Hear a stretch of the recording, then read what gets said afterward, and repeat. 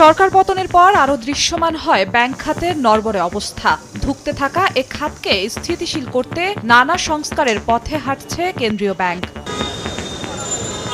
তারই ধারাবাহিকতায় বিগত সরকারের আমলে ব্যাংক খাতে নেয়া নানা নীতি পর্যালোচনার কথা জানিয়েছেন বাংলাদেশ ব্যাংকের গভর্নর আহসান এইচ মনসুর।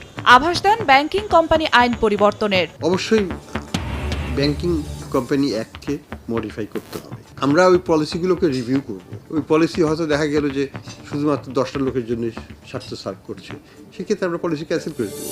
রোববার কেন্দ্রীয় ব্যাংকের সংবাদ সম্মেলনে গভর্নর জানান, আগের সরকারের সময় 70,000 কোটি টাকা ব্যাংকিং খাতের বাইরে চলে যাওয়ায় তারল্য সংকট তৈরি হয়েছিল।